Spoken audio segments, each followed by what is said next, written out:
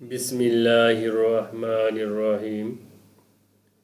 My dear BCS examinees, you are welcome to AR Academy or Abdur Rahim Academy, or we can say AR Digital Academy. I hope you are well. Alhamdulillah, I am also well by the grace of Allah.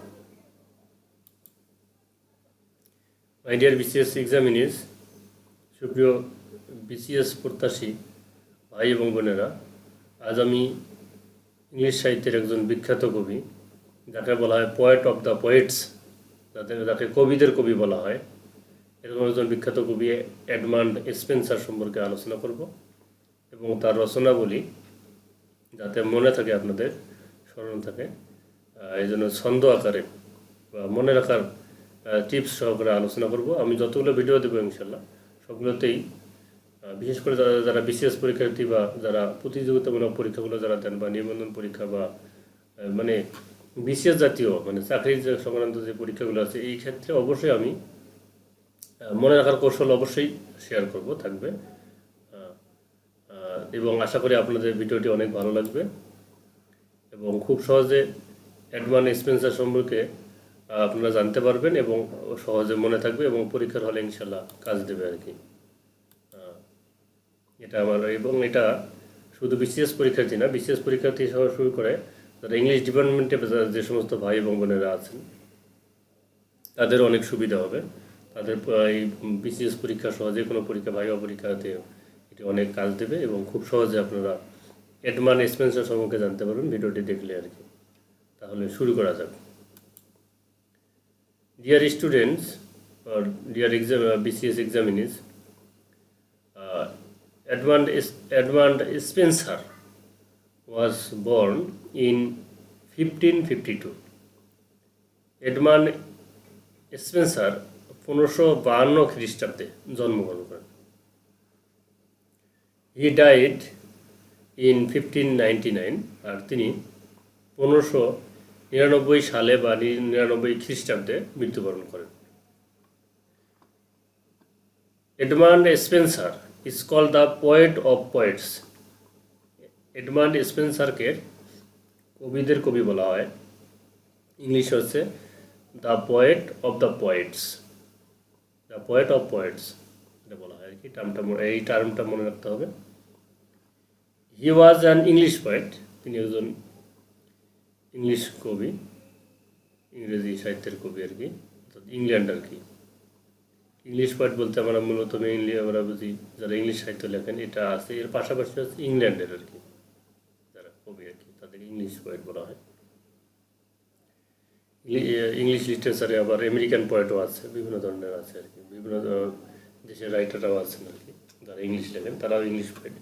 কিন্তু এখানে English poet বলতে মূলত আমরা বুঝবো ইংল্যান্ডের কবি যারা আর কি।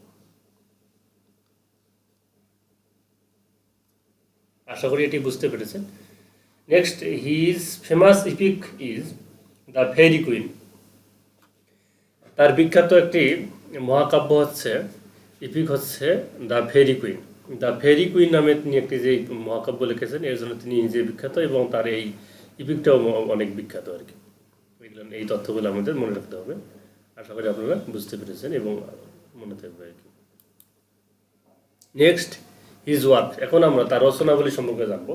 তার সমস্ত রচনাবলী যার যেগুলো পরীক্ষায় এসে থাকে এবং যেগুলো গুরুত্বপূর্ণ, যেগুলো পরীক্ষায় আসে এবং আসার মতো, এই সমস্ত ওয়ার্কগুলো আমি একসঙ্গে এখানে ছন্দ আকারে বা মনে রাখার টেকনিক সহকারে বিভিন্ন ঘটনা তুলে ধরে মনে রাখার মতো করে আমি আলোচনা করবো আর কি।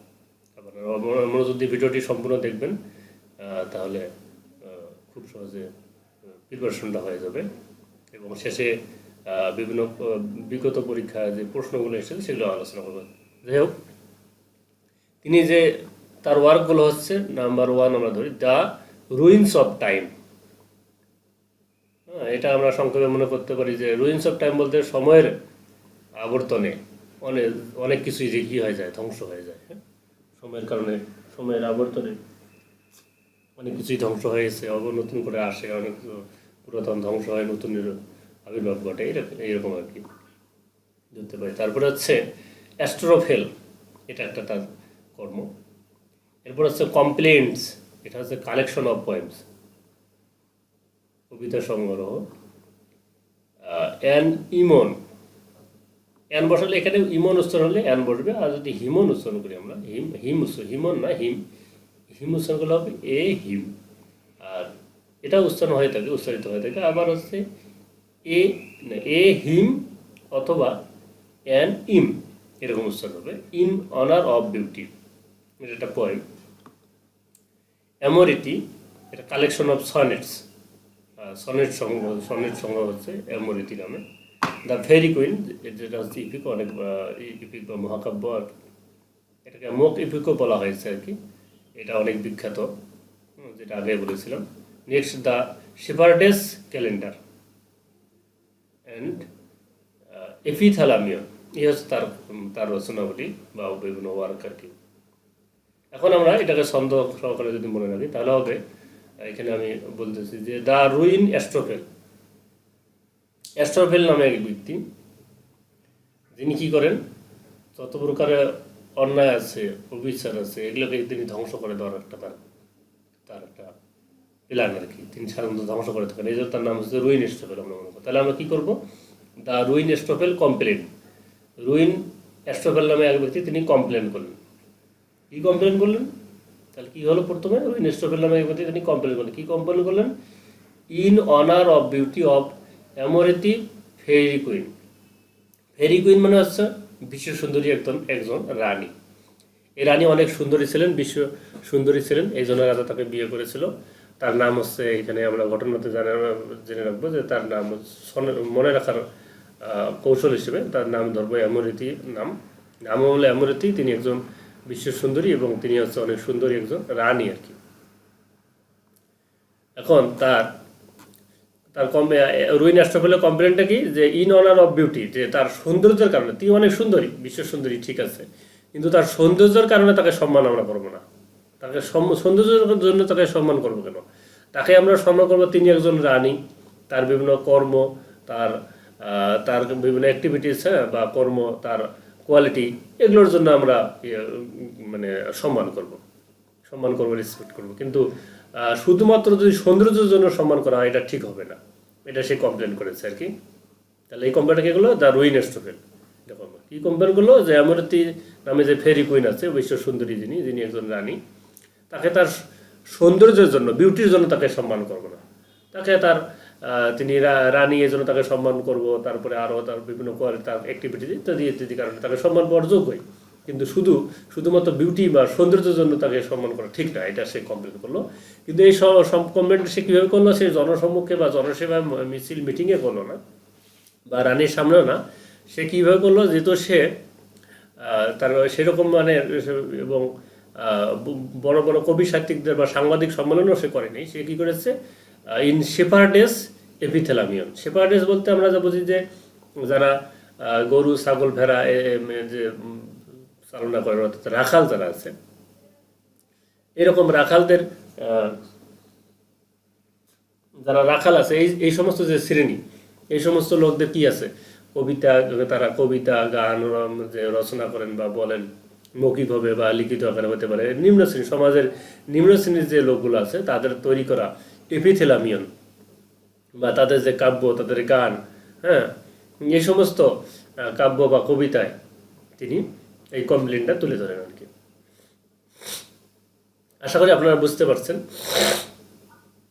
যে রুইন অ্যাস্ট্রোফেল কী করেছিল, কমপ্লেন করেছিল কিসে, শেপার্ডেস এপিথেলামিয়ন, যারা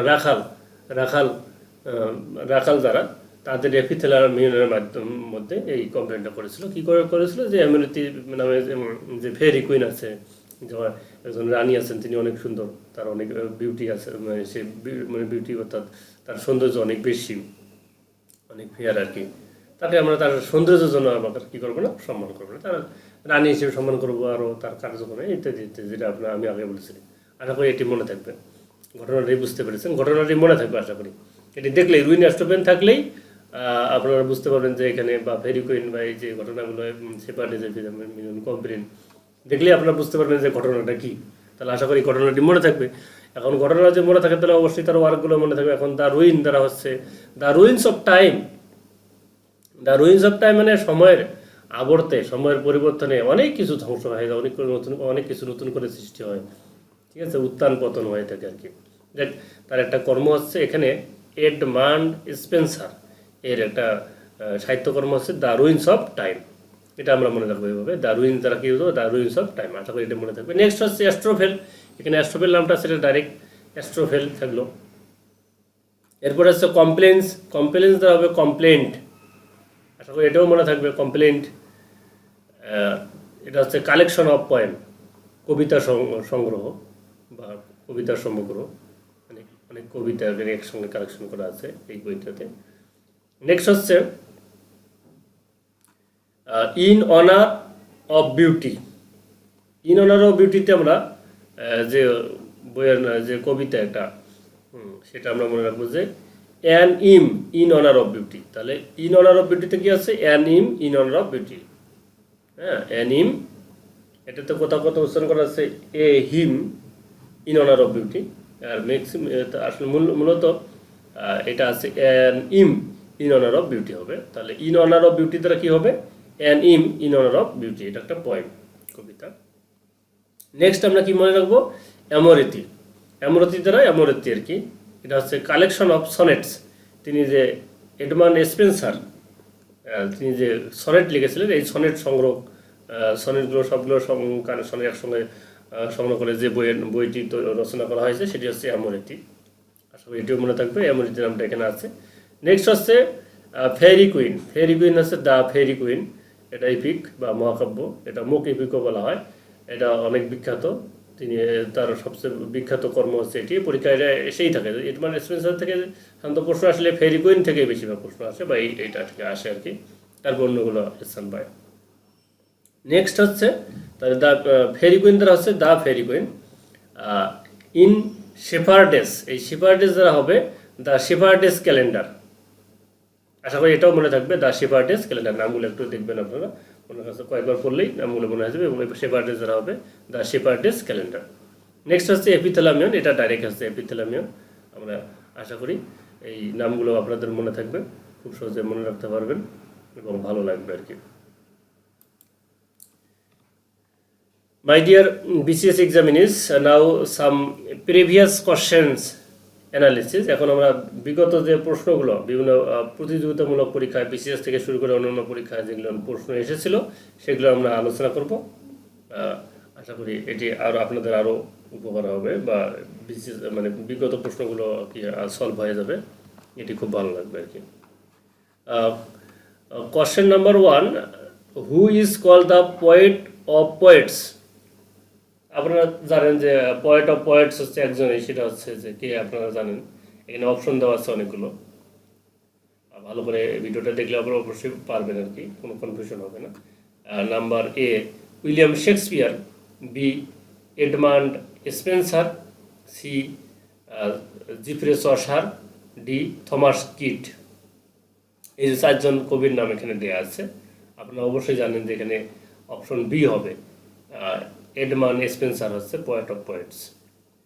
ওকে, আনসারটা পেয়ে গেলেন। এরপর হচ্ছে নেক্সট কোশ্চেন হচ্ছে হু রোট দ্য ফেয়ারি কুইন। আমি বলেছিলাম যে ফেয়ারি কুইন থেকে সাধারণত প্রশ্ন হয়ে থাকে, কোশ্চেন এসে থাকে আর কি। সেক্ষেত্রে আপনারা জানেন আনসার কী হবে। তাহলে এখানে অপশনগুলো দেওয়া আছে, অপশনগুলো দেখি তারপরে আনসারগুলো আপনারা বলেন।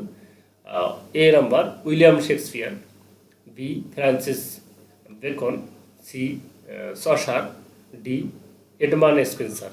তা আশা করি আপনারা বুঝতে পারছেন যে আনসারটা হবে এডমান্ড স্পেন্সার, অর্থাৎ ডি নাম্বার আনসারটি হবে আর কি। Next question, who wrote the ruins of time? The ruins of time থেকে কোশ্চেন এসেছে। আপনারা জানেন যে রুইন্স অফ টাইম কে লিখেছে, আপনারা জানেন। তারপর তার আগে আমরা অপশনগুলো দেখে নিই। Number A William Shakespeare, number B Edmund Spenser, number C Geoffrey Chaucer, number D Thomas Kyd. আশা করি আপনারা জানেন যে আনসারটা বি হবে, বি নম্বর অপশন, যে এডমান্ড স্পেন্সার, ইনি দ্য রুইন্স অফ টাইম লিখেছেন। Next question, the ferry queene is or a, is a or an dash, অর্থাৎ ফেরি কুইনটা কি, মানে কি ধরনের রচনা বলি আর কি, সেটা জানতে চাওয়া হয়েছে। এখানে নাম্বার এটা আপনারা জানেন যে এটা কি আমি বলেছিলাম, আপনারা অবশ্যই জানা আছে, সেটা হলো আপনারা বলতে পারবেন। তারপর অপশনগুলো দেখে নিই কী কী অপশন থাকে এখানে। Number A sonnet, B elegy বা ইলেজি, আর সি হচ্ছে ইপিক, আর ডি হচ্ছে পোয়েম। আপনারা জানেন যে এটা কী হবে, ইপিক হবে। দ্য ফেরি ফেরিজান epic, mock epic or epic আর কি, মেইনলি এটা ইপিক মকাব্য। আনসার সি, অপশন সি হবে আনসার। নেক্সট, এডমান্ড স্পেন্সার ইজি, অর্থাৎ এডমান্ড স্পেন্সার তিনি কী ধরনের লেখক আর কি, রাইটার, পোয়েট অর ড্রামাটিস্ট, এরকম আর কি কোশ্চেন করা আছে, মানে কী ধরনের লেখক তিনি আর কি সেটা। নাম্বার এ অপশনগুলো আপনারা জানেন যে তাকে বলা পোয়েট অফ পোয়েটস বলে, তাহলে অবশ্যই তিনি কী হবেন তা জানি। তারপর আমরা অপশনগুলো দেখে নিই। নাম্বার এতে আছে সায়েন্টিস্ট মানে বিজ্ঞানী, বি পোয়েট কবি, সি ক্রিটিক একজন সমালোচক, ডি হচ্ছে ড্রামাটিস্ট নাট্যকার। আপনারা জানেন যে তিনি হচ্ছেন দ্য পোয়েট অফ পোয়েটস, তিনি কবিদের কবি, তার মানে কী হবেন, তিনি কবি পোয়েট হবে। এই অপশনটা হলো সবচেয়ে বেশি অ্যাপ্রোপ্রিয়েট। ওকে, তাহলে আনসার হবে এখানে বি। আশা করি এটি বুঝতে পেরেছেন এবং খুব ভালো লেগেছে।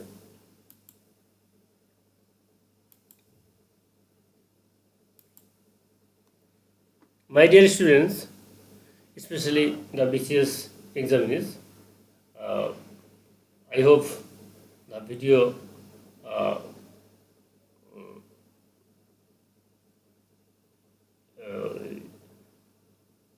you like the video and it must be very interesting to you.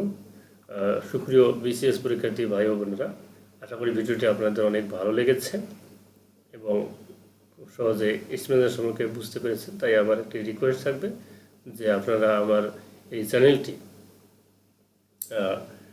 আপনারা সাবস্ক্রাইব করবেন, এটাকে লাইক দেবেন, আপনাদের ভালো লাগাটা কমেন্টসের মাধ্যমে জানাবেন এবং আপনারা কোন রাইটারের, ইংলিশ লিটারেচারের কোন রাইটারের আপনি সম্পর্কে ভিডিও পেতে চান সেটি আমাকে জানাবেন, আমি সেই ভিডিও তৈরি করব। আর কীভাবে আরও ভালোভাবে আপনাদের মানে মনে রাখার মতো আর কীভাবে করা যায় সেটাও আপনারা মানে কমেন্ট সেকশনে দিতে পারেন, সাজেস্ট করতে পারেন। এবং আপনার বন্ধু বান্ধব যারা আছে সবার কাছে অবশ্যই এটা শেয়ার করে দেবেন। পরবর্তীতে অন্য কোনো ভিডিওতে আপনাদের সাথে আবার দেখা হবে। সে পর্যন্ত আপনারা সবাই ভালো থাকবেন। Thank you everybody, good bye.